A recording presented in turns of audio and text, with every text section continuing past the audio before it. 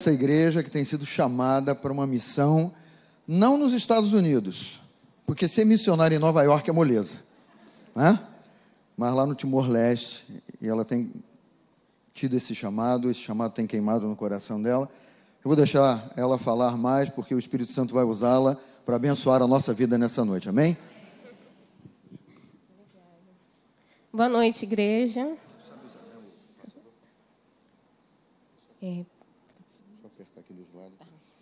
Obrigada. Eu estou muito feliz porque hoje Deus deu uma oportunidade para que eu pudesse estar aqui compartilhando com a minha igreja, né, a minha família da fé, algo muito especial que Deus colocou no meu coração e algo que Ele tem feito, né? Há alguns anos, eu creio que muitos anos virão ainda, né, de obra. E eu entendo a responsabilidade que nós, como corpo de Cristo, temos todas as vezes que Deus nos pede para levar uma mensagem para a igreja, né? Seja no púlpito, seja no conexão, seja em uma conversa informal com os amigos, nós estamos sendo usados para levar a palavra que liberta. E durante toda a semana eu orei e pedi ao Espírito Santo que hoje eu pudesse estar falando não aquilo que está na minha cabeça, mas aquilo que veio do trono dele, né? E quando ele me falou, eu falei: Senhor, mas é isso mesmo que tu queres que eu fale? E ele falou assim: é isso. É nessa simplicidade que eu quero tocar o coração do meu povo, né? Porque muitas das vezes a gente fica esperando pregações, né? Uma coisa profunda e tal, mirabolante, que muitas vezes você entra no culto e sai sem entender a mensagem, né? E o nosso Deus, ele age na simplicidade, né? Ele quer no simples que ele traz o fundamento que a gente precisa. E se eu puder dar um título à mensagem de hoje, o título é esse: o poder da palavra, né? É exatamente isso que está no meu coração, exatamente isso que tem me movido, exatamente isso que Deus usou para fazer com que eu estivesse nessa posição que eu estou hoje de fé, né? De crença naquilo que Ele diz. Então, Deus me levou até a porta do meu guarda-roupa, né? Na porta do meu guarda-roupa, eu não sei quem tem o hábito de fazer isso, mas eu gosto de colocar alguns versículos, algumas frases que o Senhor marca o meu coração, aquilo que eu quero estar sempre me recordando, que eu quero que verdadeiramente entre no meu coração. E aí, então, ele me levou à porta do meu guarda-roupa. E lá eu vi uma palavra que eu recebi aqui na Academia da Fé em 2011, né, um culto ministrado pelo pastor Hélio. E aquilo foi tão marcante para mim que eu anotei no papelzinho pequeno, coloquei na porta do meu guarda-roupa, e há 7 anos que eu olho para aquilo, né? E há 7 anos que Deus tem trabalhado no meu coração em torno daquilo. O poder da palavra, o posicionamento de fé, quem estava aqui em 2011 vai lembrar disso que o pastor Hélio ministrou, que a palavra, mas o posicionamento em fé, seguido de atitude, é o que nos leva à vitória, né? E muitas das vezes a gente olha a vida de alguém, a pessoa tem sucesso, tem prosperidade, tem um ministério tão grande, e a gente só vê a parte final, né? A gente só vê a vitória. Nossa, né? Como essa pessoa é próspera. Mas a gente se esquece que tem um processo, tem um caminho que foi percorrido.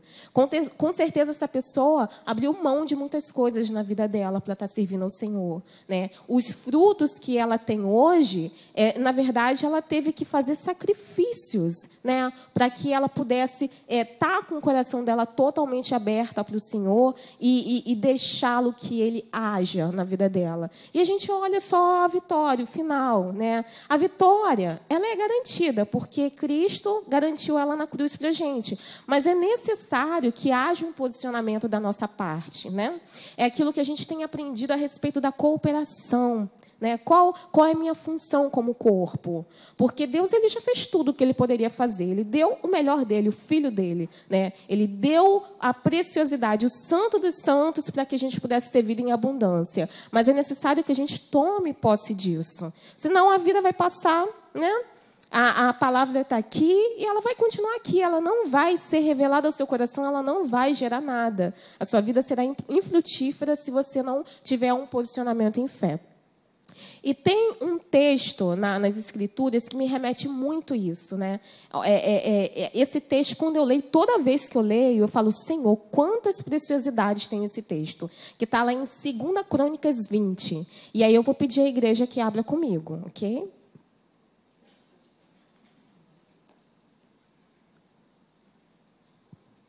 Só para a gente entender esse contexto, aqui em 2 Crônicas 20, fala do povo de Judá, né, que estava sendo liderado pelo Josafá, o rei Josafá.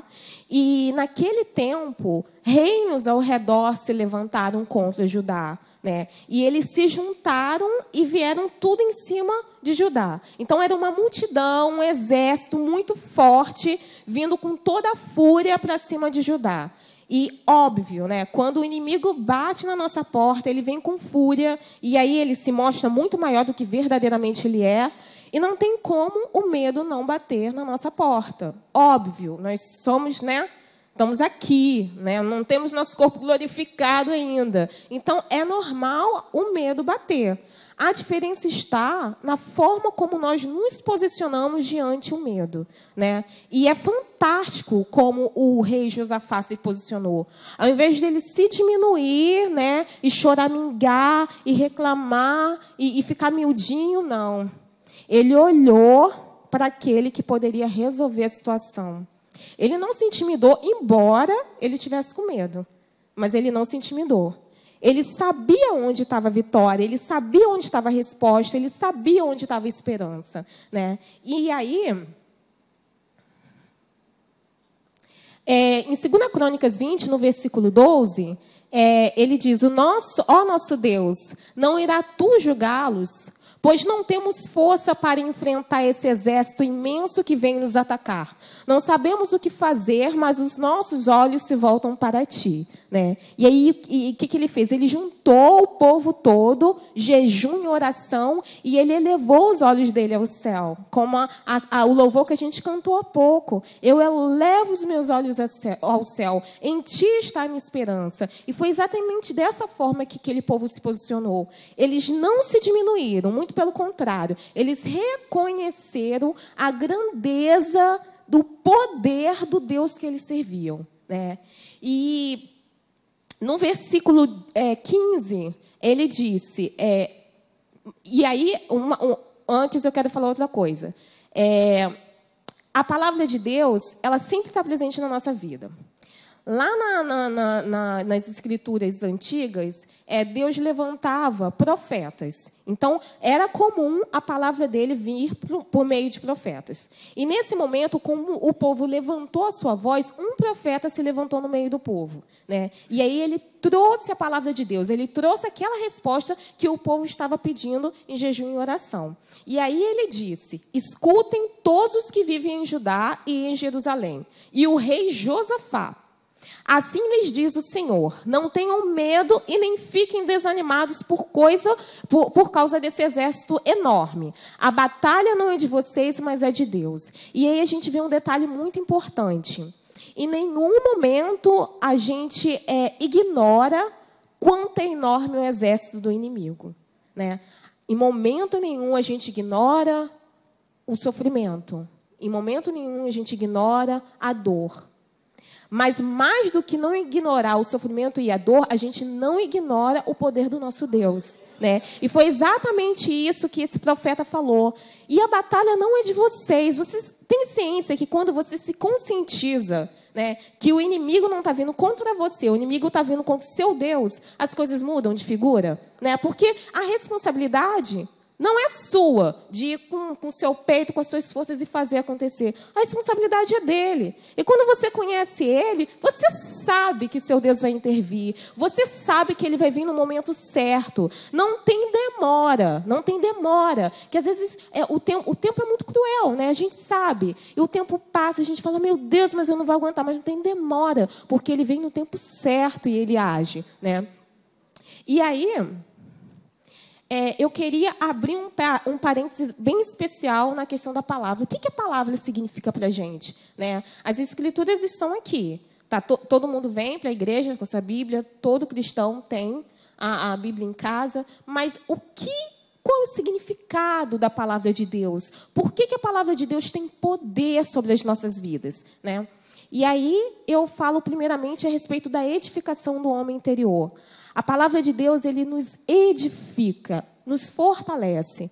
Cada encontro que a gente tem, cada reunião de oração, cada conversa com um amigo, enfim, toda oportunidade que a gente tem de ter contato com a palavra de Deus, nós estamos sendo edificados. É como se o Senhor estivesse acrescentando um tijolinho, né? Hoje, nós estamos tendo um tijolinho acrescentado nesse fundamento, né? E aí, na quarta-feira, a gente está aqui na reunião de jejum e oração, e aí o pastor Marcos dá uma palavra, aquilo entra no seu coração, e é mais um tijolinho, sabe? Aí você vai almoçar com um amigo, e não tem como, né? Crente, quando se junta, não tem como não falar dele, né? Então, tudo acaba em Jesus, quando o crente se reúne. E aí aquilo vai te edificando, vai te fortalecendo, né? E é isso que a gente precisa na palavra. Edificação do homem interior, porque quando o dia mal chega, como diz lá em Efésio, se você não estiver com o homem interior fortalecido, você não consegue, né?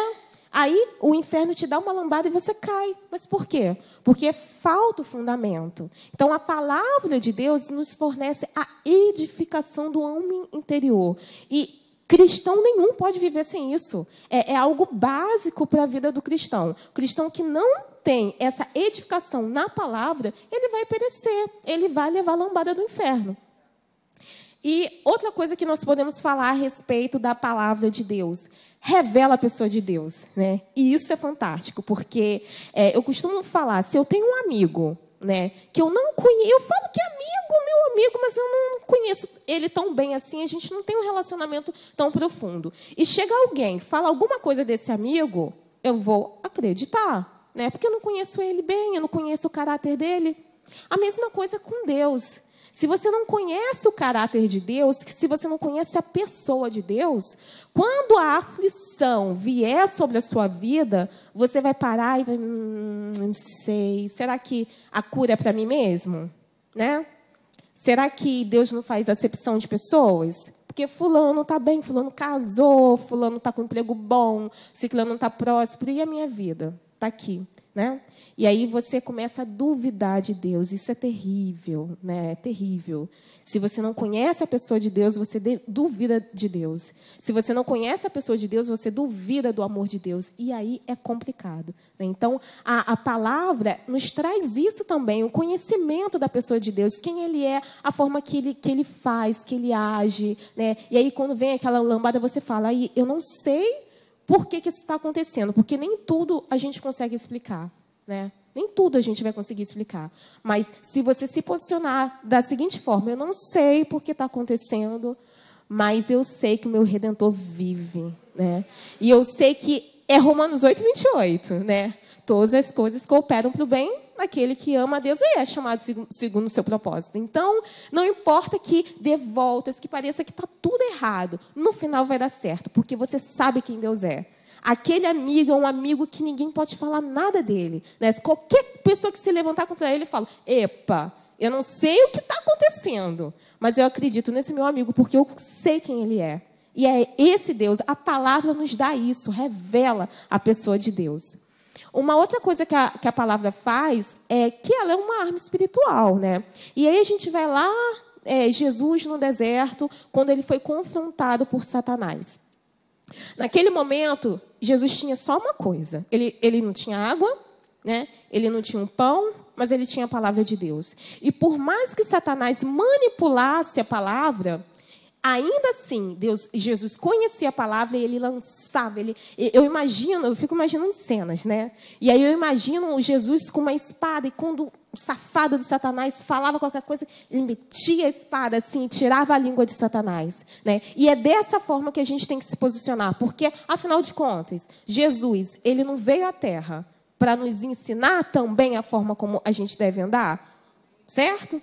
Então, se Jesus rebateu Satanás com a palavra, é porque a gente tem que fazer da mesma forma, não é? E aí, a importância de declarar. Se você não conhece a verdade, você vai declarar o quê? Quando a situação vier, você vai falar o quê para ela? Quando Satanás vier buzinar mentiras a seu respeito, o que você vai falar? né? Se você não conhece a verdade, né?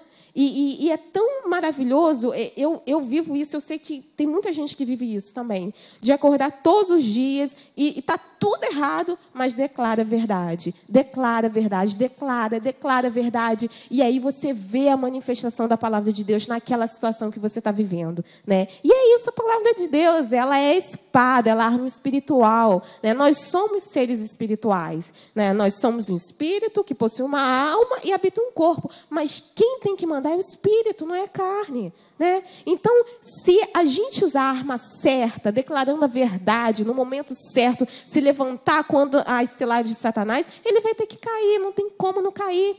Cristo já venceu, já está tudo consumado, né? E a gente tem que crer nisso, tomar posse nisso e viver isso verdadeiramente.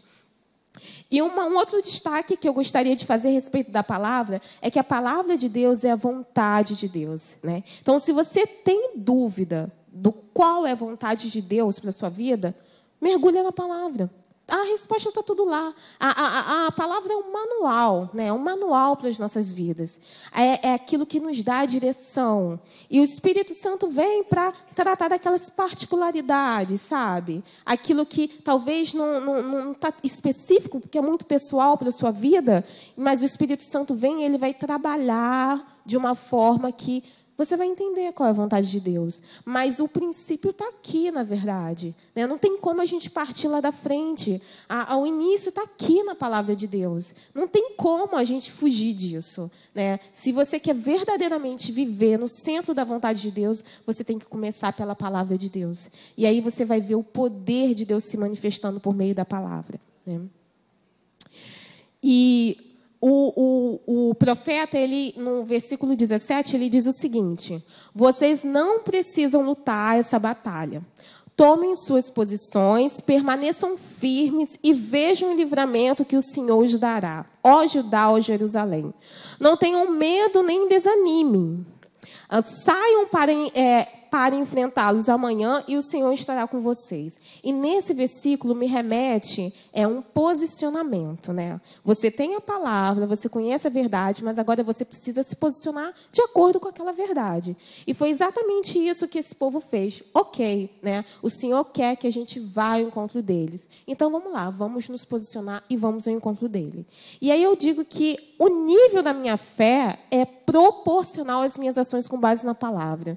Não tem como Deus me dar uma direção e eu agir de forma contrária. Não tem como, né? Se a minha fé é verdadeira, eu vou tomar ações de acordo com a palavra. Então, analisa a situação que você está vivendo, a luta que você está tendo hoje. O que Deus está falando a respeito disso com você? E de que forma você está agindo? É algo que essa análise a gente tem que fazer diariamente, porque nós somos confrontados pelo inferno diariamente. Todos os dias, quando a gente acorda, ele vem com aquele bombardeio de problemas, de situações, de pensamentos a nosso respeito, e a gente precisa se posicionar da forma certa, né?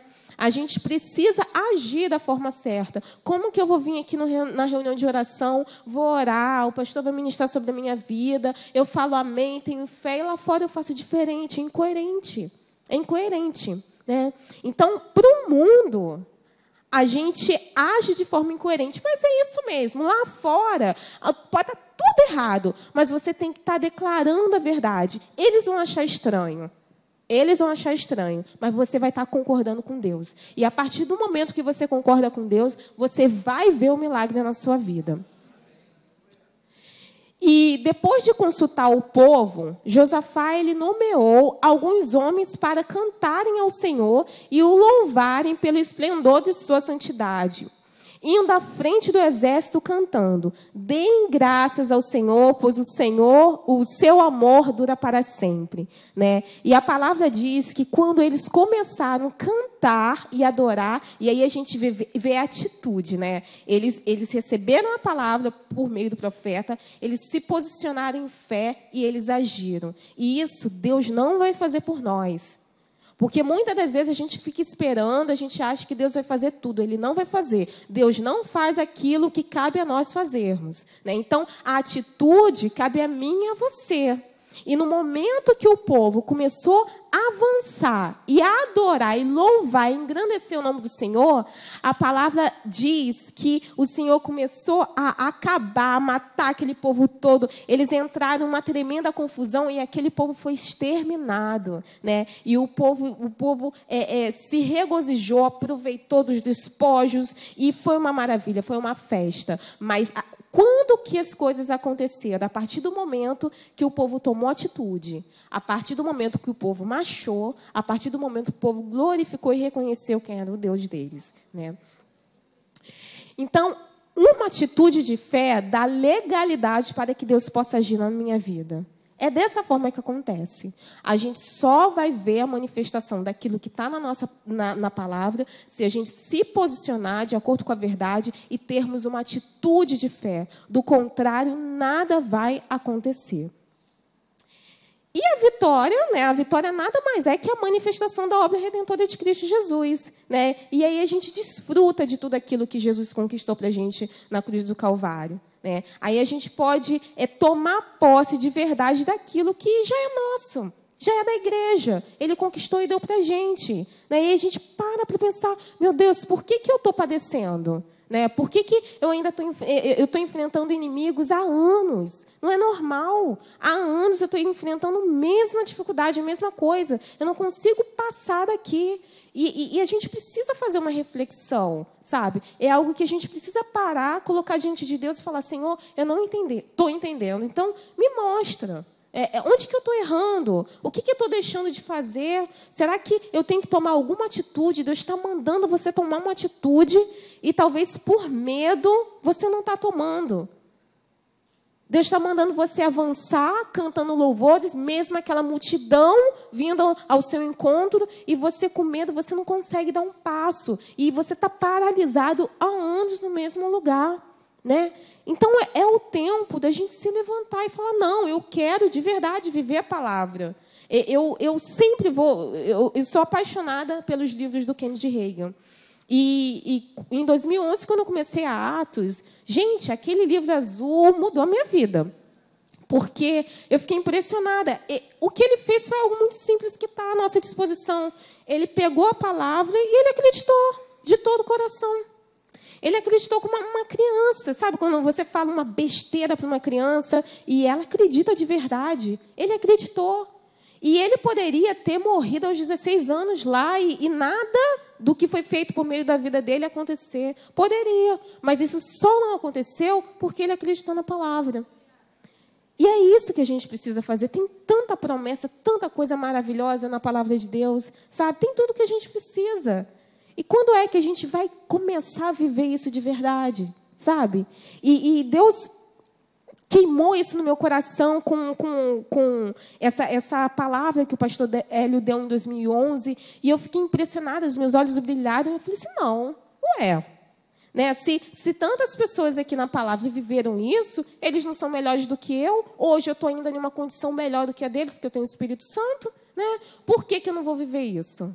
E aí eu falei assim, não, vou entrar para dentro disso, eu quero isso para mim, né? E aí foi que eu comecei a entregar tudo, sabe? Eu falei assim, não, até aqui eu achei que eu fazia melhor do que Deus. Porque essa é a verdade, vamos falar a verdade. A gente segura o negócio e acha que a gente é capaz de fazer melhor do que Deus, né? E aí chegou o momento, eu falei assim, não, ele faz melhor do que eu, então eu vou entregar tudo para ele. Eu não sei o que ele vai fazer com a minha vida, mas eu sei que vai ser algo bom. Porque ele é bom, a natureza dele é boa, não tem como ser diferente, né?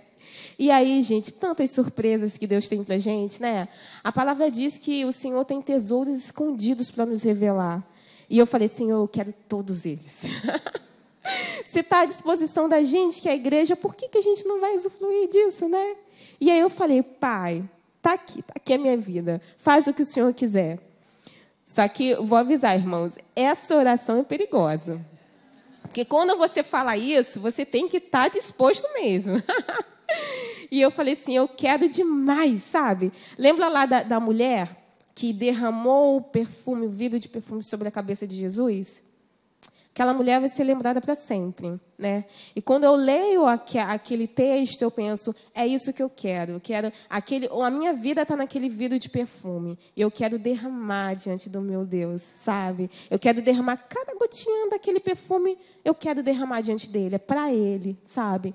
E Deus, ele fez coisas assim tremendas na minha vida. E quando eu falo tremendas, foram coisas que doeram bastante, sabe? Foi um processo que doeu bastante, mas foi um processo de libertação, um processo de cura, e até ele me revelar verdadeiramente onde ele queria me colocar nesse tempo. E hoje eu vim com essa camisa aqui, que representa a minha vitória, né? Representa aquilo que Deus colocou como uma palavra no meu coração. Antônia, eu quero te levar para você me servir, para você propagar essa palavra que você recebeu aqui na Academia da Fé. Eu quero te levar para uma terra distante, seca espiritualmente, com muita morte espiritual. E lá você vai ser como água no deserto. Lá você vai ser como luz. Cada passo que você der vai ser a minha luz naquele lugar, e essas pessoas vão ter a vida transformada através da sua vida. E durante um tempo eu não sabia que lugar era esse. Até que Deus falou o lugar, é Timor-Leste, né? E talvez, como muitos aqui, eu mal sabia onde ficava o Timor-Leste. Achava até que fosse na África, mas não é, na Ásia. E eu falei, Senhor, mas sabe aquela coisa? Quando ele chega nesse ponto, você está tão rendido que ele pode mandar você ir para Marte, que você vai. E é algo muito forte, assim, sabe, no seu coração. É uma certeza tão grande que podem falar o que for, porque no natural é uma loucura, né? É uma loucura você deixar a sua casa, a sua família, a sua igreja, o seu trabalho, tudo que você construiu, né? Toda a segurança do mundo, porque a segurança do mundo, principalmente financeira, nos prende muito, né? Prende muito o nosso coração. E você abandonar tudo isso para você ir para uma terra, né? Onde você não conhece ninguém, onde você não conhece os hábitos, os costumes, uma terra como o Timor-Leste, que é muito perigosa, né? Naturalmente e espiritualmente falando, porque acabou de sair de uma guerra civil, é o país mais jovem do mundo, né? Eles foram independentes em 2002. Então, é uma nação que ainda está muito, né, vulnerável, muito suscetível. É como uma criança que nasceu agora e precisa ser trabalhada. Então, não é um lugar muito fácil de estar, né? E lugar nenhum mas assim, é uma batalha grande, porque eu falei para o pastor, aqui, mal ou bem, a gente, né, tá... Mas tem muita igreja, tem muito crente orando, a palavra está sendo disseminada. Lá não, a Ásia é completamente diferente, né? Principalmente Timor-Leste. O Timor-Leste tem apenas 4% da população cristã.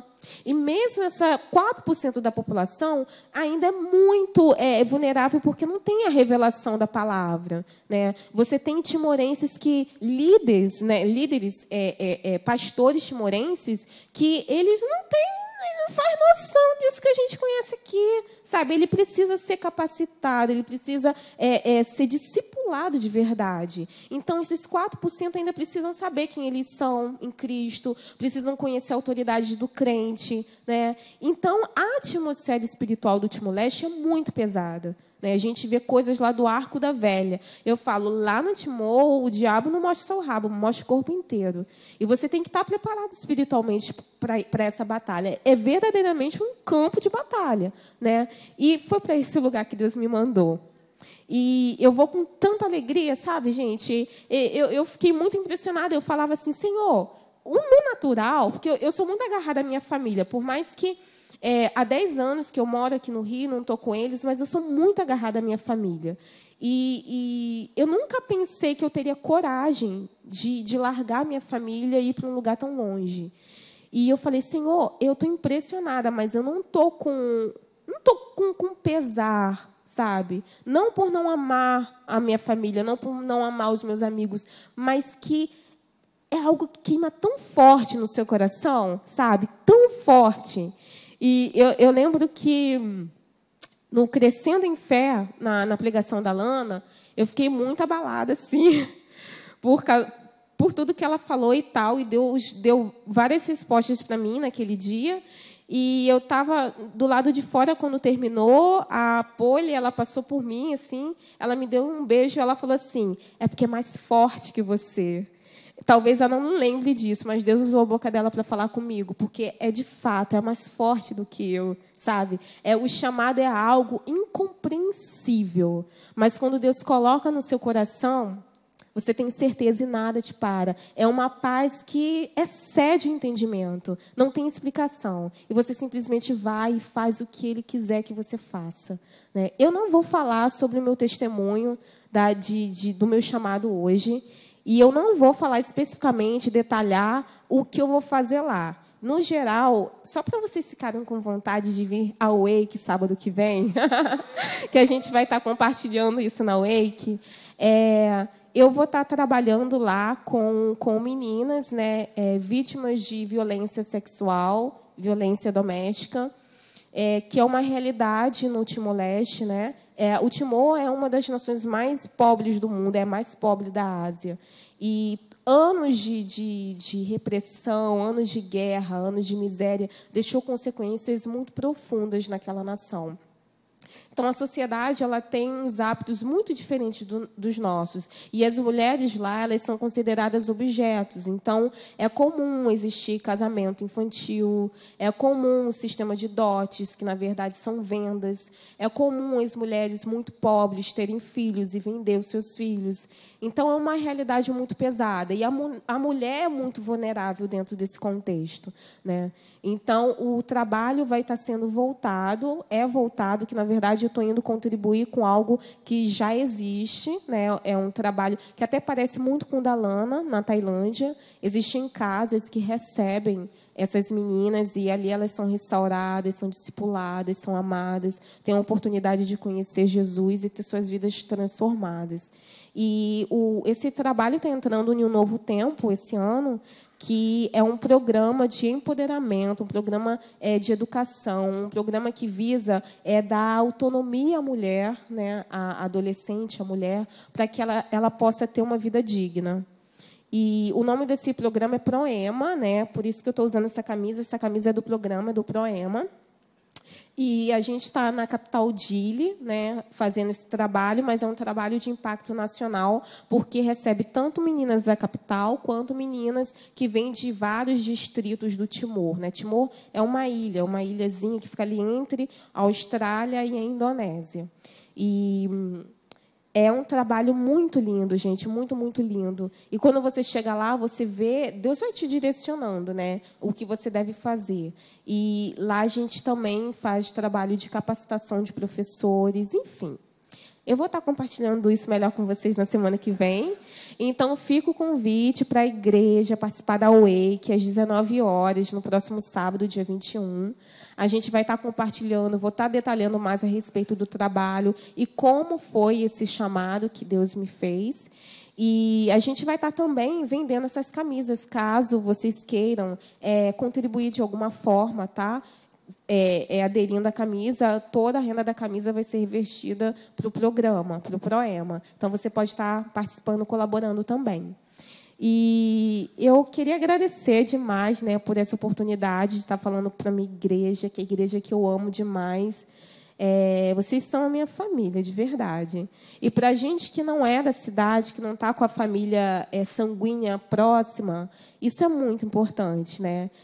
Eu me sinto muito amada por todo mundo, pela minha liderança, pelos meus amigos, por aqueles que, às vezes, só me vê na porta, não tem oportunidade de conversar. E eu vejo assim, a manifestação do amor de Deus na minha vida através da vida de vocês, né? Então, eu agradeço. O mês de março eu passei lá no Timor, foi uma experiência incrível, estou doida para voltar.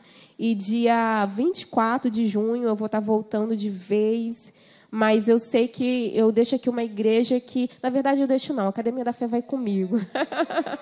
Eu sei que a Academia da Fé está indo comigo com os ensinamentos que eu aprendi aqui, está indo comigo com a intercessão dos meus irmãos, que eu sei que vocês vão estar aqui intercedendo pela minha vida, tá bom? Eu queria muito que a gente cantasse de novo, Rafa, aquela música que a gente tocou durante a ceia. né, se os músicos puderem vir e a gente puder estar louvando ao Senhor, agradecendo a Ele por essa noite, agradecendo a Ele pela palavra viva dEle nos nossos corações, agradecendo a Ele pela liberdade que a gente tem de ter acesso à verdade, coisas que não é realidade em muitos países. No Timor-Leste, o Evangelho, não há liberdade para a gente pregar o Evangelho. Na verdade, a gente está lá como voluntários, trabalhando em trabalho humanitário, né? É proibido pregar o Evangelho assim, mas a gente prega com a nossa vida, né? E é isso que a gente tem que fazer em qualquer lugar, né? Não é só quando Deus manda a gente para um país, né? Aqui a gente tem que estar pregando com a nossa vida. A gente tem essa liberdade aqui na nossa nação. Vamos aproveitar. A gente não sabe do futuro, né? Se a gente vai continuar tendo. Né? Eu vejo lá pessoas que têm tão pouco, e o tão pouco que elas têm, elas dão, sabe? Esses pastores, eles têm muito menos da palavra do que eu e você temos, eles têm muito menos. Mas eles se levantaram, eles estão liderando igrejas, sabe? Eu sei que, eu falei para o pastor Carlos hoje, eu sei que a gente não vai, nós missionários lá, a gente não vai conquistar todo o Timor-Leste com as nossas mãos, mas a gente vai influenciar pessoas, a gente vai capacitar lideranças, a gente vai influenciar crianças que vão alcançar lugares que a gente não pode ir. Vão chegar, inclusive, em aldeias que hoje o missionário está proibido de estar.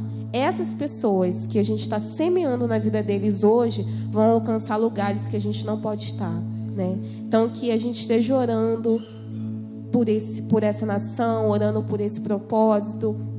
Eu peço a intercessão sempre da igreja, porque é um país realmente muito difícil espiritualmente, muito pesado, né, espiritualmente, mas eu sei que o Senhor vai, e assim como Ele falou comigo em sonhos e visões, Ele me disse que eu iria levar luz, né?